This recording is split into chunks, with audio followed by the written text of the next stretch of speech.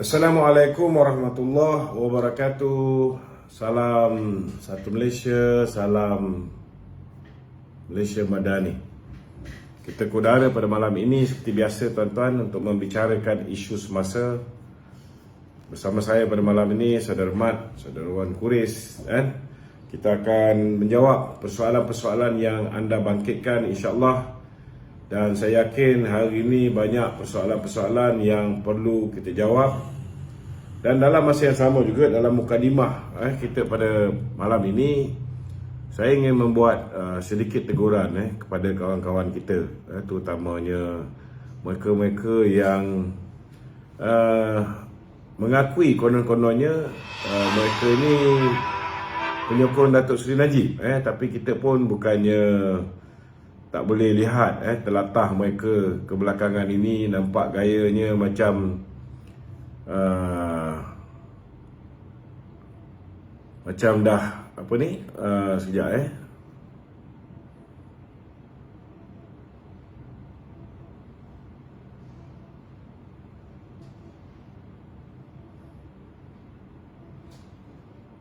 telatah mereka kebelakangan ini nampak macam sudah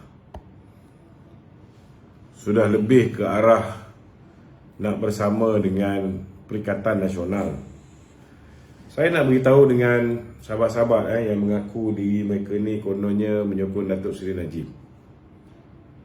Saya nak beritahu kalau tanpa usaha sokongan restu Datuk Seri Najib, kerajaan perpaduan ini pun tidak akan terbentuk tuan-tuan.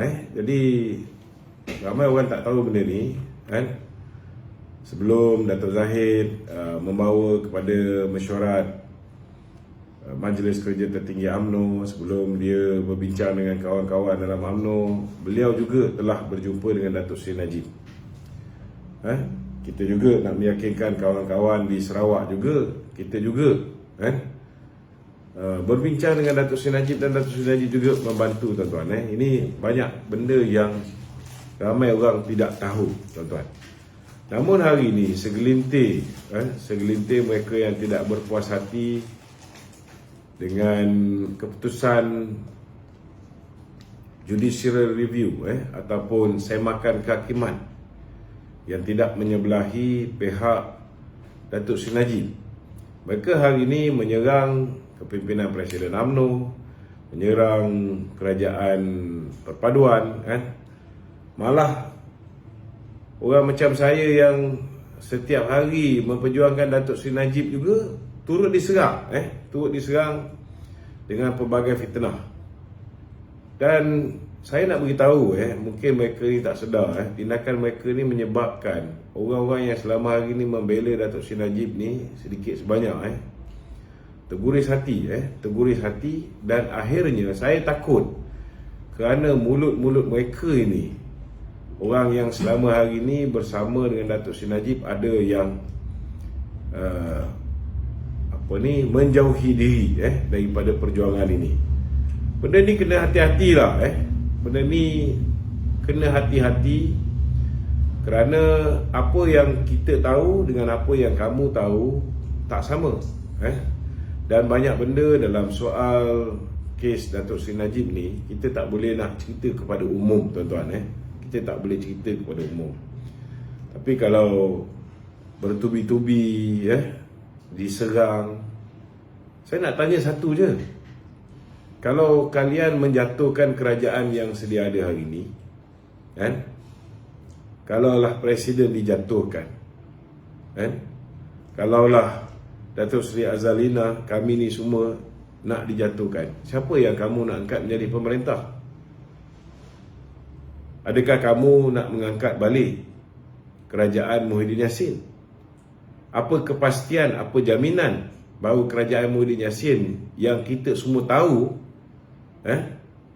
mereka ni lah yang merancang bersama dengan Tun Dr. Mahathir untuk mengenakan Datuk Seri Najib. Apa jaminan kalau mereka ni naik balik, Datuk Seri Najib akan dibebaskan? Itu sebab sebelum bertindak ni, gunakanlah otak tu dengan sehabis baik. Jangan guna kepala lutut. Minta maaf cakap lah, saya terus terang saya cakap. tindakan satu dua kerat manusia ni kadang-kadang menggunakan kepala lutut. Semua benda nak dipertikaikan.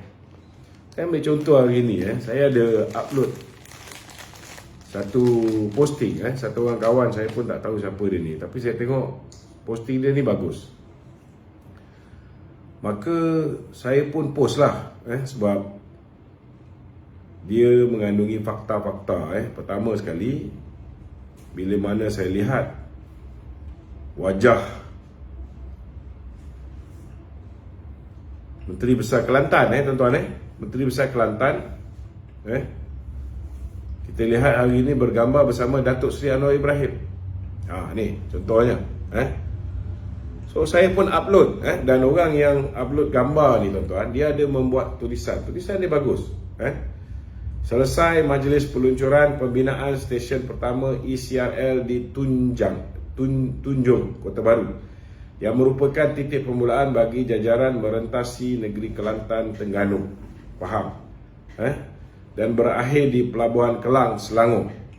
InsyaAllah kewujudan ECRL kelak menjadi pemangkin kepada pembangunan mampan di Kelantan selain didorong kerancakan projek lain di bawah rancangan Malaysia ke-12, termasuk menaik taraf lapangan terbang Sultan Ismail Petra, pembangunan terminal laut bersepadu Bandar Maritim Tok Bali dan pembinaan lebuh raya Pantai Timur 3. Kerajaan Perpaduan juga sedar akan kepentingan penglibatan kepakaran dan tenaga kontraktor Bumiputera membabitkan projek berimpak tinggi. Justru sejumlah 2.2 bilion atau 62% daripada sasaran 3.5 bilion kerja sivil ECRL akan diberikan kepada subkontraktor dan pembekal Bumiputera. Ini kita nak ceritakan bahawa bila projek ini dijalankan, kerajaan pastikan bahawa 62% daripada kerja-kerja sivil tu diberikan kepada kontraktor Bumiputera.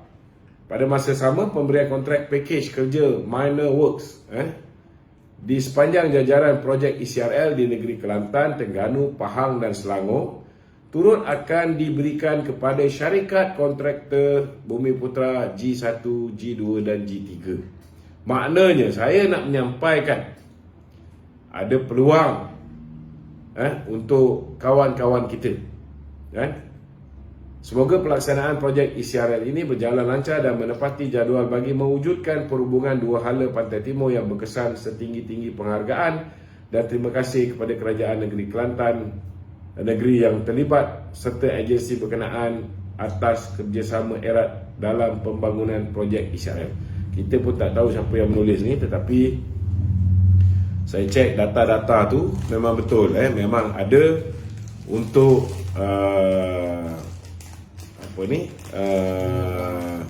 untuk kontraktor Bumiputera. So bila benda tu bagus, kita post, tapi kadang-kadang kawan-kawan ni kita cerita tentang Ketua Negara pergi berjumpa dengan PAS Kelantan. Tuan-tuan tengok, bila kita bersama dengan PMX ataupun bersama dengan Datuk Seri Anwar Ibrahim, mereka kecam macam-macam. Saya keluarkanlah gambar Datuk Seri Anwar bersama dengan MB Kelantan. Tak ada masalah pun, tak ada pun walaun ni pergi kecam. Tapi ada yang tulis mengatakan saya tak berterima kasih dengan Datuk Seri Najib. Selama hari ni saya nak beritahu, kita cerita tentang ECRL, kita cerita tentang high speed rail, kita cerita tentang macam-macam yang dilaksanakan oleh Datuk Seri Najib. Saya nak tanyalah, yang keluarkan cerita-cerita yang Datuk Seri Najib punya usaha ni, kita yang keluarkan ke ataupun puak-puak yang mengaku dirinya ni penyokong Datuk Seri Najib yang keluarkan? Saya kadang-kadang tengok mereka ni melampau sangatlah, kan. Takkanlah you nak kita buat macam mana lagi? Kamu nak kita buat macam mana? Kita sekarang dah berada di dalam kerajaan perpaduan. Cuba move on. Kalau kita nak lihat Datuk Seri Najib dibebaskan, inilah satu-satunya kerajaan di mana Perdana Menterinya pernah dizalimi oleh Mahathir. Kalaulah ada orang yang nak melihat Datuk Seri Najib ni berhenti dizalimi Datuk Seri Anwar lah orang ni. Hari ini timbalan Perdana Menteri ialah Datuk Seri Ahmad Zahid Hamidi. Susah politik Datuk Seri Najib tahu.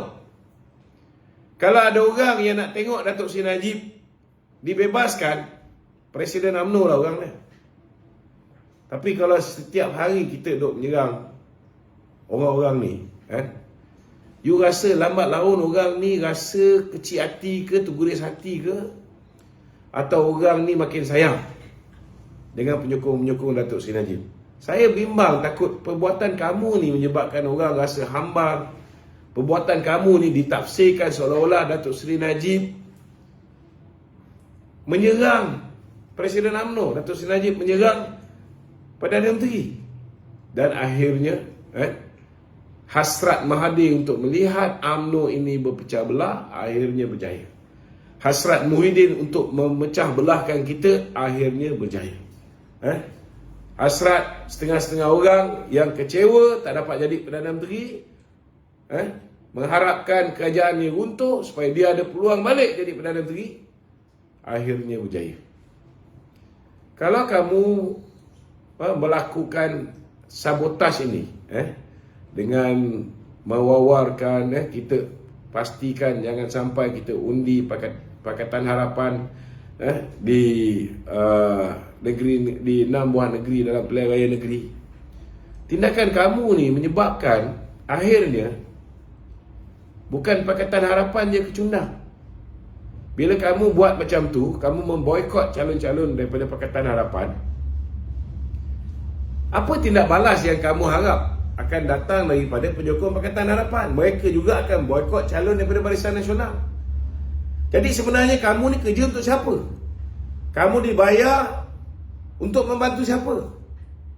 Cuba beritahu betul-betul. You must have the balls untuk mengakulah kalau dah betul-betul menyokong Perikatan Nasional, mufarakah je daripada UMNO ni. Pergi sokong terang-terang. Bukan dengan buat kerja menghasut macam ni, lepas tu mengaku diri kamu ni penyokong Datuk Seri Najib. Tindakan kamu ni lah sebenarnya yang jeopardize peluang Datuk Seri Najib untuk dibebaskan. Kita patutnya dah belajar melalui kesilapan-kesilapan yang lepas. Dulu kita menggunakan cara konfrontasi. Kita lawan Mahathir, kita lawan Muhyiddin, Ismail Sabri pun kita lawan. Bila Ismail Sabri tak nak ikut keputusan parti, kita suruh Ismail Sabri menarik sokongan terhadap Muhyiddin Yassin. Dia tak nak tarik sokongan, kita serang Ismail Sabri. Kemudian dia jadi Perdana Menteri. Itu pun atas sokongan daripada Datuk Seri Najib, atas sokongan juga daripada Datuk Seri Zahid. Kalau tak ada sokongan Datuk Seri Zahid dan Datuk Seri Najib, Ismail Sabri pun tak boleh jadi Perdana Menteri tau. Kena ingat tu. Tapi apa jadi pada Datuk Seri Najib akhirnya? Akhirnya, apa yang dirancang oleh Mahathir, apa yang diteruskan oleh Muhyiddin, ketika zaman Ismail Sabri, Datuk Seri Najib tetap ke dalam. Bila nak masuk dalam ni, tuan-tuan, Ketua Hakim Negara lantikan Mahathir, Peguam Negara lantikan Muhyiddin Yassin, diteruskan oleh Muhyiddin. Tuan-tuan, kalaupun Datuk Seri Anwar Ibrahim nak tukar Peguam Negara, dia perlu mendapat perkenan ke bawah Duli Maha Mulia Seri Paduka Baginda Yang di-Pertuan Agong. Jangan lupa tu. Kalaupun Datuk Seri Anwar nak menukar Ketua Hakim Negara, nak betulkan disebabkan pelantikan Ketua Hakim Negara ini telah dibuat tanpa melalui proses prosedur undang-undang yang betul, iaitu mesti dicadangkan oleh Judicial Appointment Commission. Tuan-tuan, bukan boleh suka-suka hati Perdana Menteri nak tukar. Tambahan pula, Perdana Menteri dah belajar melalui kesilapan Mahathir. Bila mana dia mengambil alih kuasa, dia tukar Ketua Hakim Negara, dia tukar Peguam Negara, dia gugurkan kes Lim Guan Eng. UMNO pada ketika itu henyak Pakatan Harapan, henyak Tun Dr. Mahathir lumat. Tak sampai 6 bulan, orang dah mula membenci Tun Dr. Mahathir. Jadi takkanlah Perdana Menteri nak ulangi kesilapan dia. So dia akan ada masa, bila mana masa yang sesuai untuk kita tukar kerajaan, tukar peguam negara, tukar ketua KEM negara. Dan itu pun akhirnya kena faham bahawa ianya perlu mendapat perkenan ke bawah duli tuanku. Kalau tuanku tak berkenan tuan-tuan, segala apa bentuk lantikan tanpa tanda tangan tuanku, ianya tidak boleh dibuat tuan-tuan. Jadi ini kita kena faham dengan semasak-masaknya. Sama juga dalam konteks pengampunan diraja. Kita semua tanya, tuan-tuan, apa sebab ke bawah duli tuanku tidak boleh memberikan pengampunan kepada Datuk Seri Najib Tun Razak? Tuan-tuan, saya lagi nak lihat Datuk Seri Najib ni dibebaskan. Sebab apa? Sebab saya pernah duduk dalam ISA. Bukan sekali, 2 kali. Kali pertama 2 bulan, kali kedua 2 tahun 2 bulan. Pernah di lock up 11 kali.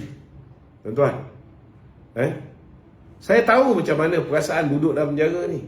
Saya tak nak tengok Datuk Seri Najib ni masuk penjara, apatah lagi duduk lama dalam penjara. Tapi saudara kena faham juga, ke bawah duli tuanku mesti ada alasan yang munasabah. Kenapa?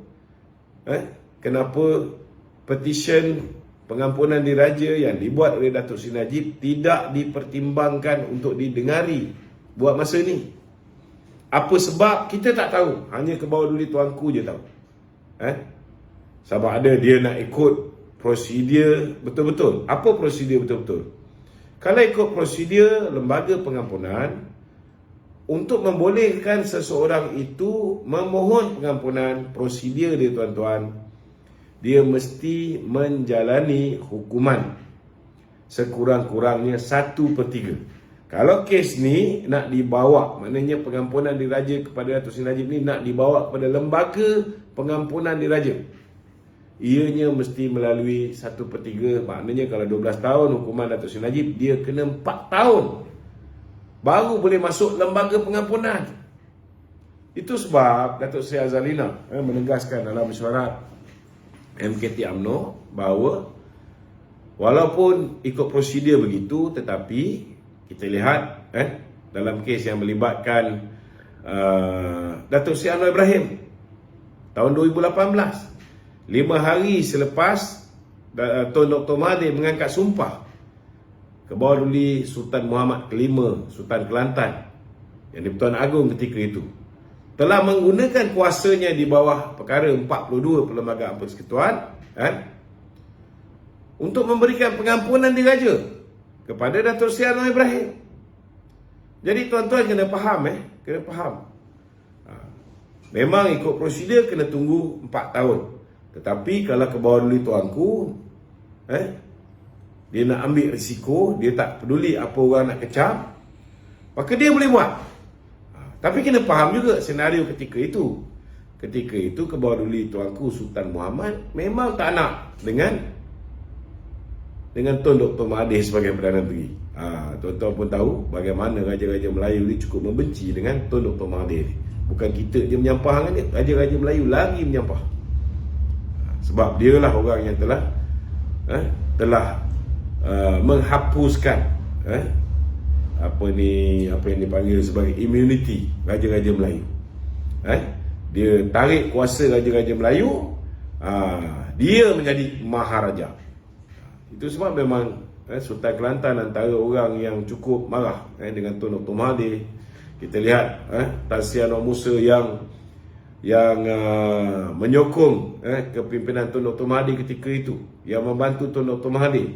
Ini Anwar Musa sendiri bercerita dekat Pahit Raja bagaimana dia memohon maaf kepada TMJ, kepada Sultan Ibrahim Sultan Johor kerana membantu Tun Dr. Mahathir untuk merekayasa cerita-cerita fitnah terhadap ke bawah duli tuanku Sultan Iskandar almarhum, dengan mengatakan almarhum membunuh adik kepada Private Adam. Sebenarnya benda tu semua tak wujud, tuan-tuan. Tetapi itulah Mahathir, tuan-tuan. Macam mana dia buat pada Datuk Seri Anwar, macam mana dia buat pada Sultan Johor. Itu sebab saya banyak kali beritahu dengan kawan-kawan PH, kalau mereka mampu untuk menganiaya Datuk Seri Anwar, mampu untuk menganiaya Sultan Johor almarhum, tak ada apa yang kita nak pelik. Dia juga mampu untuk mengadakan konspirasi untuk mengenakan Datuk Seri Najib Tun Razak. Ini kita ulang setiap hari. Tetapi kawan-kawan ni, saya pun susah jugalah sebenarnya nak bagi diorang ni faham. Banyak benda kita tak boleh cakap dalam live. Tuan-tuan mungkin nampak saya ni banyak benda saya dedahkan, tapi tuan-tuan tak tahu yang banyak benda saya tak dedahkan.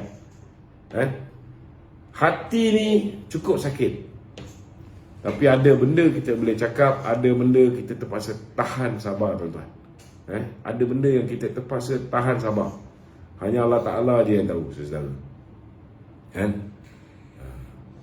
Jadi itu mukadimah saya kepada, nasihat saya kepada kawan-kawan yang kita tak tahulah dia dah collect duit daripada PN sekarang ni, nampak pun hidup luar biasa mewah. Dah lebih kurang macam Raja Petra dah tengok perangai ni. Seorang lagi tu pun dah boleh tahan juga. Malah nak sebut-sebut nama ni. Tapi tuan-tuan pun tahu siapa yang saya maksudkan. Kalau dulu setiap hari senapang mereka, kanan mereka menyerang Perikatan Nasional. Tetapi hari ni nampaknya dah mesra Perikatan Nasional. Dah mula advertise agenda Perikatan Nasional. Kalau kita boleh terima Kerala untuk menjadi Perdana Menteri 22 bulan, kenapa kita tak boleh terima Perdana Menteri daripada Sarawak? Ini agenda Perikatan Nasional. Ini agenda daripada Perikatan Nasional, tuan-tuan. Sama juga seorang lagi mempertikaikan kenapa dulu kita menyerang Ismail Sabri, kenapa sekarang mereka tak boleh menyerang Datuk Seri Zahid. Beza, tuan-tuan. Beza. Saya pun pernah menyerang Datuk Seri Zahid. Bila? Bila, tuan-tuan? Bila parti kita nak bekerjasama dengan Tun Dr. Mahathir. Saya kenal dengan Tun Dr. Mahathir ni, tuan-tuan. Parti kita ketika itu husnuzon, bersangka baik. Tapi sekarang alhamdulillah lah, parti kita dah kenal siapa tu Mahathir. Kemudian kita juga memberikan sokongan kepada Datuk Seri Ismail Sabri. Bila kita tarik sokongan kita kepada Datuk Seri Ismail Sabri? Bila parti telah membuat keputusan supaya kita tarik sokongan daripada Muhyiddin Yassin. Tetapi Ismail Sabri mengetuai sidang media, ahli-ahli Parlimen BN enggan menarik sokongan, memberikan sokongan pula kepada Muhyiddin untuk kekal sebagai Perdana Menteri. Ketika itu kita balon dia. Kita bukan balon sesuka hati, tuan-tuan. Bila dia menentang keputusan parti, saya pun mengambil risiko juga. Saya dipecat. Sebab saya yakin kerjasama dengan Mahathir akan merosakkan parti. Tak sempat kerjasama dengan Mahathir, baru kerjasama dengan Muhyiddin. Boneka Mahathir pun parti kita dah rosak, tuan-tuan. Saya lawan Mahathir ni sejak umur saya 23 tahun. Sekarang dah 50 tahun, tuan-tuan. Memang saya masak sangat. Mungkin setengah orang masih lagi bak kata orang tu husnuzon dengan Tun Dr. Mahathir. Tapi saya tak boleh. Minta maaf lah. Memang kita tahu untuk puaka ni memang akan membawa kerosakan kepada parti kita.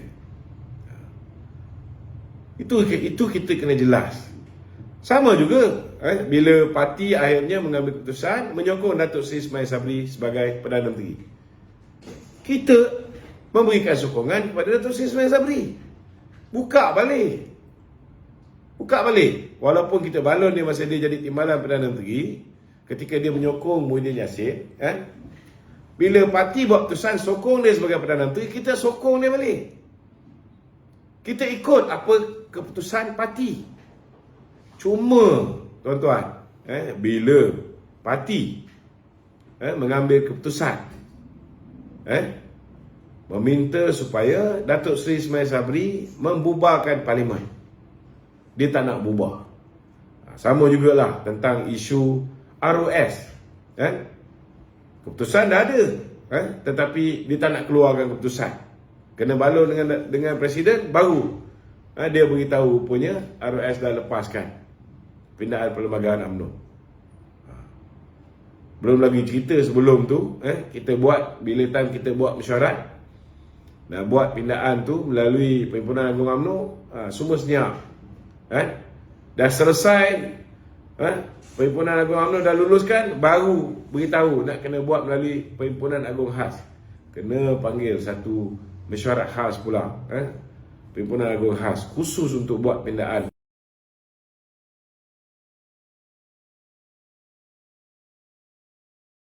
di peringkat persekutuan.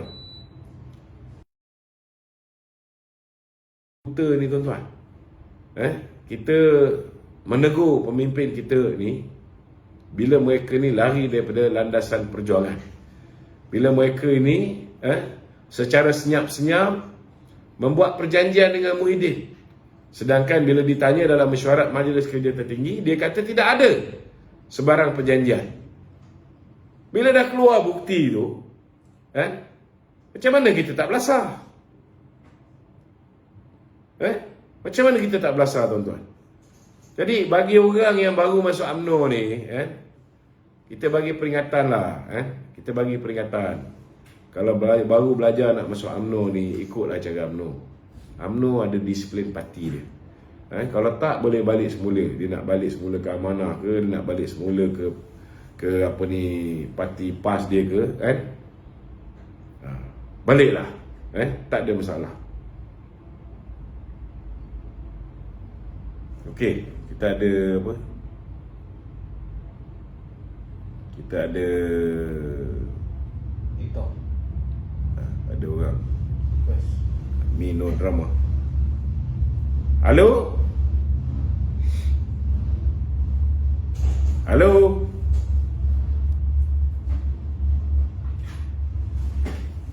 Accept tapi tak dengar.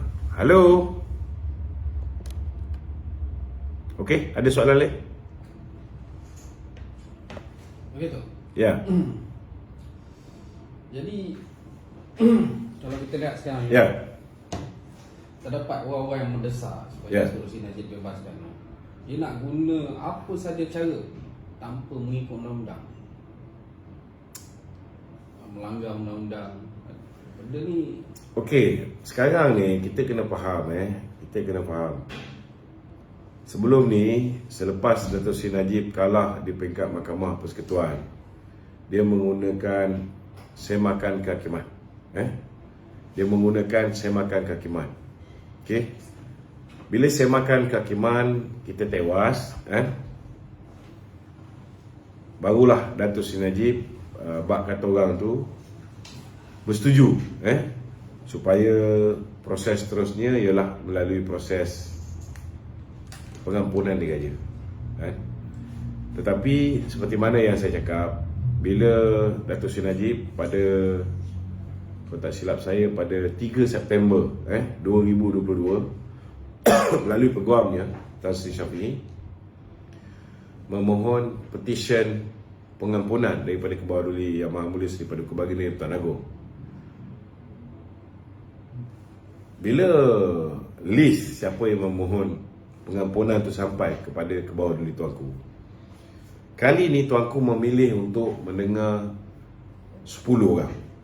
Saya tak berapa pasti sama ada, sebab peringkat awal kita dapat berita 24 hingga 26 permohonan.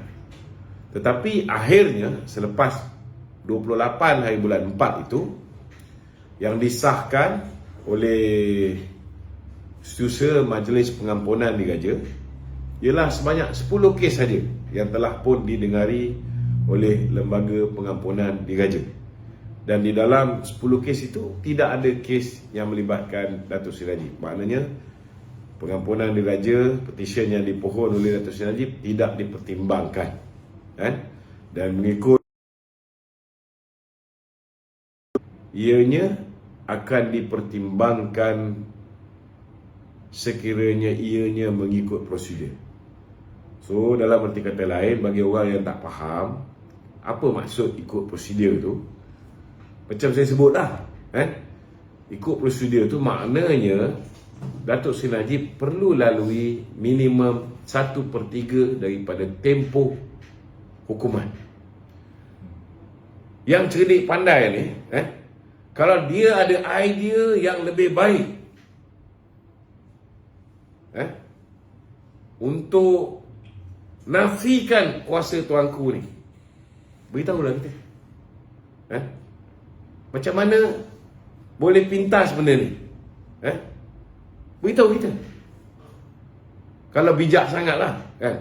Sebab kita berada dalam keadaan kita punya proses pengadilan, contohnya untuk Datuk Seri Najib, yang mana Datuk Seri Najib boleh lantik peguam untuk bela diri dia.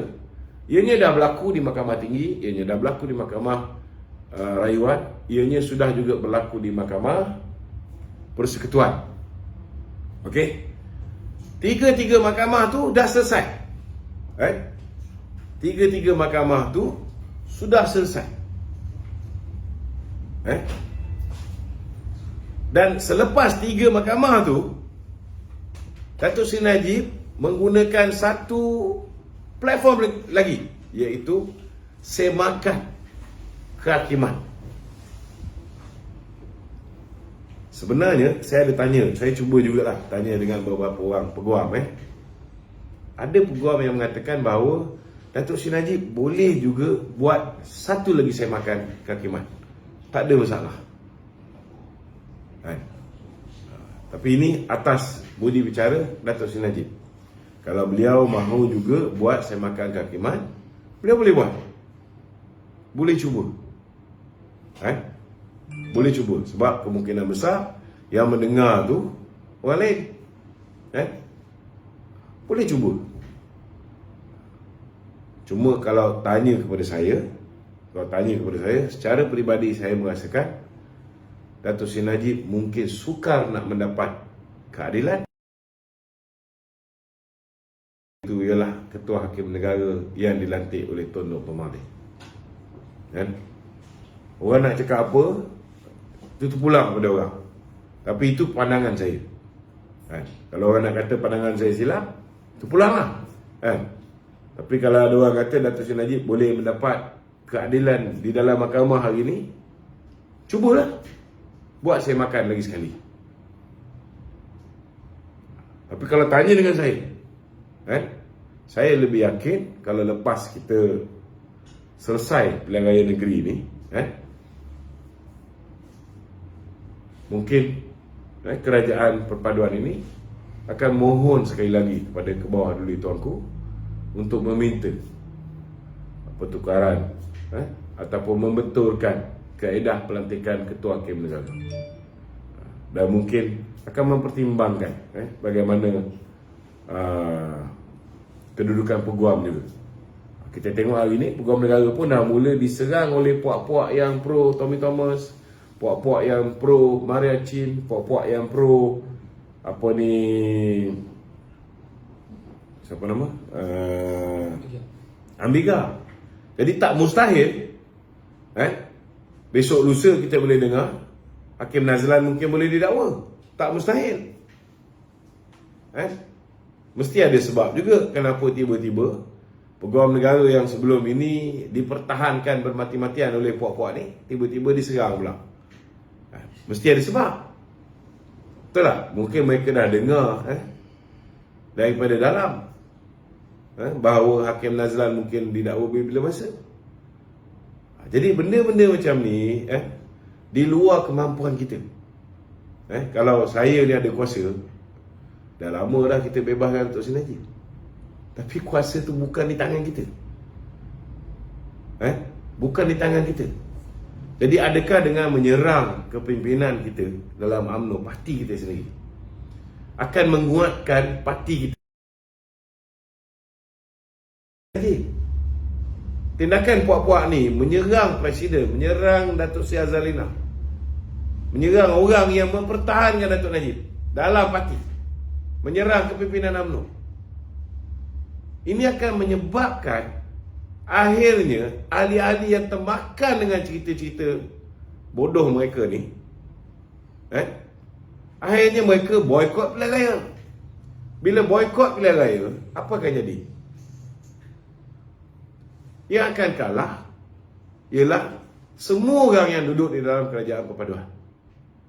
Dan bila kita kalah di ke-6 buah negeri ataupun 5 daripada 6 pilihan raya negeri ini, keadaan akan menjadi bergolak balik. Bila keadaan jadi bergolak balik, memang betul lah orang yang dulu pernah jadi Perdana Menteri ada peluang menjadi Perdana Menteri balik. Tetapi adakah orang-orang yang membantu pihak-pihak tertentu untuk menyumbat Datuk Seri Najib ke dalam ni akan membantu untuk membebaskan Datuk Seri Najib? Itu yang kita kena faham dengan sepaham-fahamnya. Itu sebab sebelum bertindak, sebelum mengeluarkan kata-kata, berfikir, adakah apa yang kita buat ini akan membantu bosku dibebaskan? Contohlah saya ni, kalau saya serang Datuk Seri Anwar Ibrahim, apa mesej? Apa mesej yang Datuk Seri Anwar akan dapat? Orang akan kata, bosku yang serang Datuk Seri Najib, Datuk Seri Anwar. So baik-baik dia nak tolong, hati dia pun jadi luluh tau. Dia baik-baik nak membantu, baik-baik dia pun simpati. Bila orang serang dia, sedangkan dia membantu, korang je yang tak tahu. Kau rasa orang sakit hati tak? Itu sebab cubalah faham, bukan semua benda kita boleh cakap. Lainlah kalau korang boleh jumpa dengan Datuk Najib sendiri, kau boleh dapat straightforward instruction, bukan daripada orang tengah. Banyak benda yang kita tak boleh cakap. Susah bro, bukan it's not easy to explain to them. Banyak benda korang tak tahu. Berapa kali Datuk Zahid jumpa, korang tak tahu. Orang-orang lain yang rapat dengan Perdana Menteri pun berjumpa.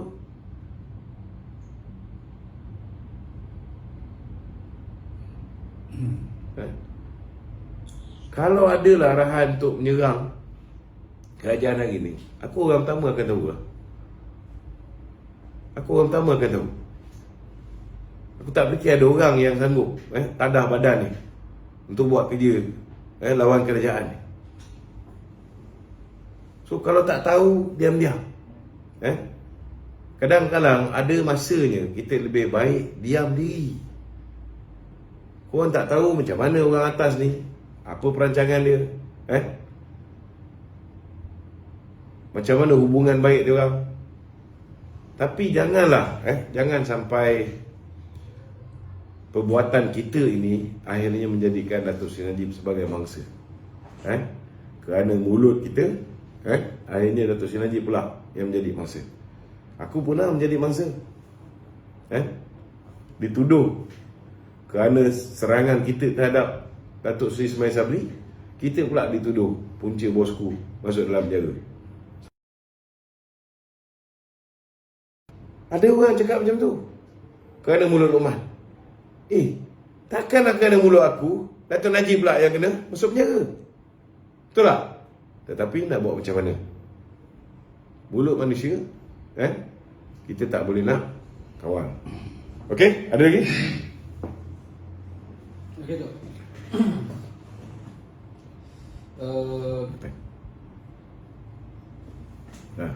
Kalau kita lihat hari ni Timbalan Presiden kata, Luqman kata calon Barisan Nasional yang akan bertanding pada pilihan raya negeri ni bukan sekadar orang yang boleh menang, tapi mesti menang. Ya, saya setuju dengan pandangan Datuk Seri Mohamad Hassan bahawa untuk pilihan raya negeri ni kita kena make sure calon-calon yang kita ketengahkan tu bukan setakat calon yang boleh menang, tetapi calon yang mesti menang.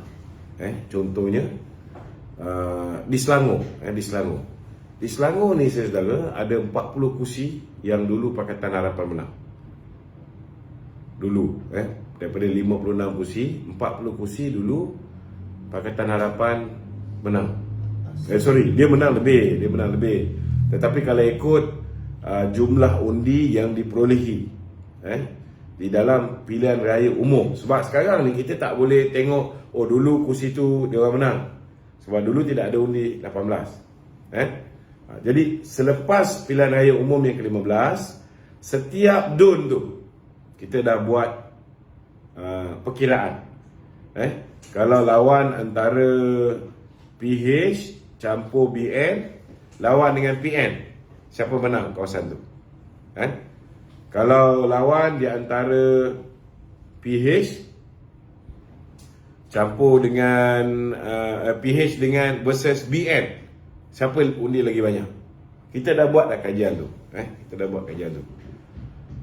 Memang kalau nak ikutkan, yang selamat bagi PH tanpa undi BN, mereka boleh menang 40 kursi. Yang PN boleh menang, yang dah menang PN dah menang, ada 16 kursi. Jadi kalau BN nak bertanding, kemungkinan besar kita akan cuba dapatkan dari kalangan 16 kursi tu. So 16 kursi ni saya nak beritahu ialah kursi yang masa pilihan raya lepas PN menang. Daripada 16 kursi ni, undi yang diperolehi oleh PH daripada 16 tu, 12 PH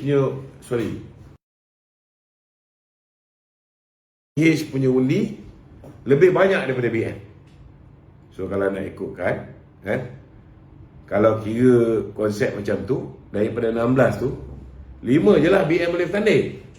Tapi saya yakin bahawa kawan-kawan PH pun dia akan bertimbang rasa jugalah. Dia pun tak nak nampak macam BN ni dibuli. So saya punya keyakinan busuk-busuk pun kita akan dapat di antara 11 hingga 14 kursi di Selangor. Jadi bila kita letak calon di situ, kita letak calon dalam keadaan sedar bahawa pilihan raya yang baru lepas ni, di DUN-DUN tersebut, Perikatan Nasional yang menang. So dalam erti kata lain, BN akan letak calon di kawasan yang sangat susah untuk menang. Jadi kita bukan hanya perlu letak mereka yang kita yakin boleh menang, tetapi kita kena letak figura-figura, tokoh-tokoh yang kita yakin letak nama dia je, rakyat akan bagi undi pada dia. Maknanya macam Tok Mat cakap tu, mesti menang. Itu pun ada kemungkinan besar. Kita pun ingat semua mungkin mesti menang, tapi last kali tak menang. Boleh jadi juga, Tetapi itulah konsep yang saya boleh tafsirkan apa yang cuba disampaikan oleh Datuk Seri Mat Sat. Winnable-nya, acceptable-nya, likeable-nya, mesti IT savvy, mesti mengikut perkembangan semasa, Orang buat ceramah-ceramah umum ni dah kurang. So orang ni mestilah dari segi reputasi dia di media sosial kena bagus, Ini benda-benda yang saya rasa perlu diambil kira dalam menentukan calon di kesemua 6 buah negeri ini.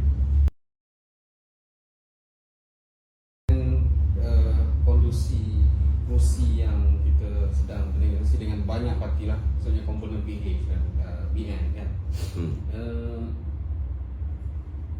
Adakah nanti ada pihak-pihak, contoh dia pegang jawatan di situ tapi tak dipilih, apa langkah yang sepatutnya kita buat? Maksudnya contoh dia ketua bahagian tapi dia tak dapat bertanding kat situ. Tapi orang luar dia tak semua ketua bahagian mengharapkan dia dapat bertanding. Ada setengah-setengah ketua bahagian dia dah pernah kalah kat situ. Dia pun tahu kalau letak dia pun susah nak menang, Namun mestilah ada semak dan imbang lah. Bukan mana kena ada bak kata orang ni, kalau ketua bahagian tu bagi laluan untuk tokoh-tokoh besar, kenalah bantulah ketua bahagian tu kan, make sure ketua bahagian tu setidak-tidaknya duduk kat JLC ke kan.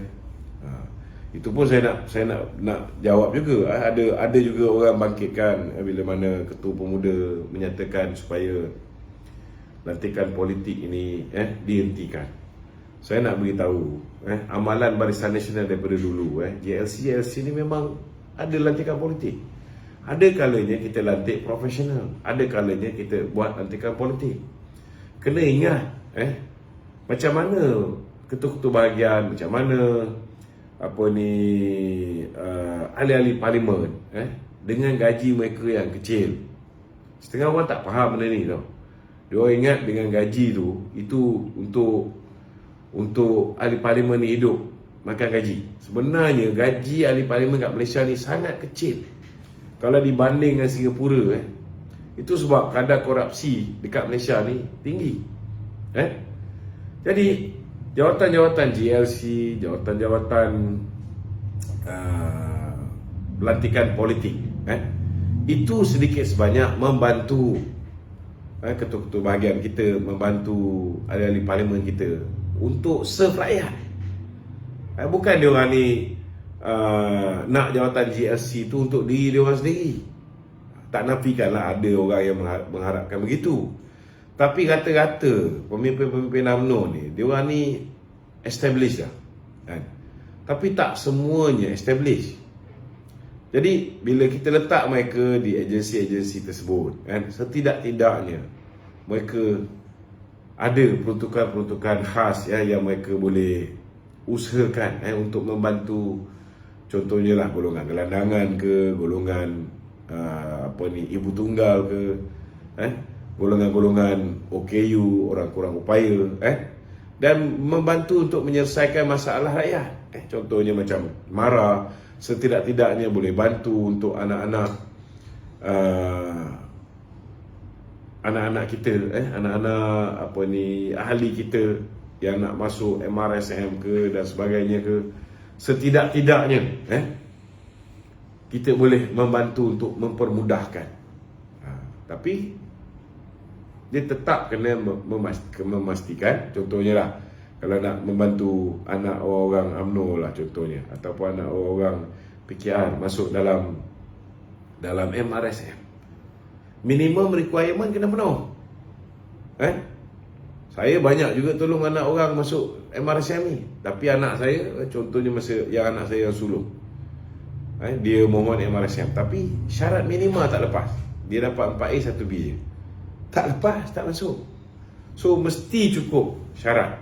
Kalau kelayakan dia cukup, mudah untuk kita bantu. Ini kita kena faham.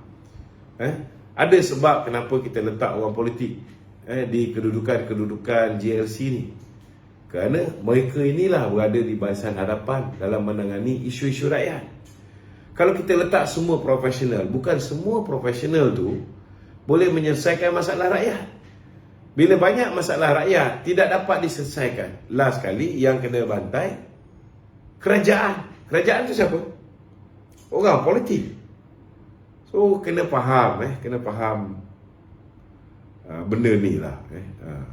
Okey?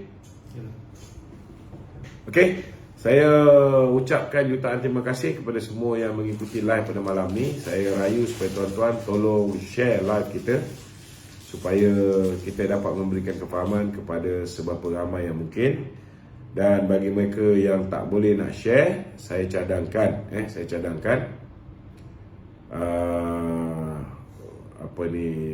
cadangkan tuan-tuan add nombor saya 0138387038. okey,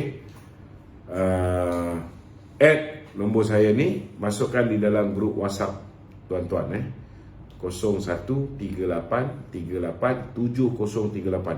Ini nombor hanya untuk saya salurkan maklumat kepada tuan-tuan nombor ni tuan-tuan, kalau WhatsApp saya memang saya tak boleh balas sebab bukan lagi beribu, berpuluh ribu WhatsApp.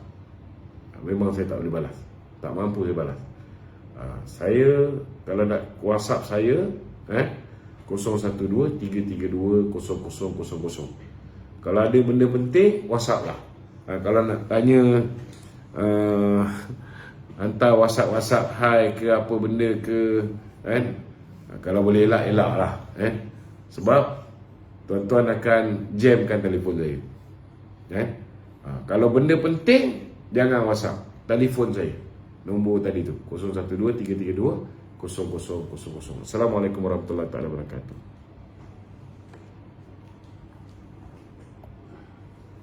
Kami doang.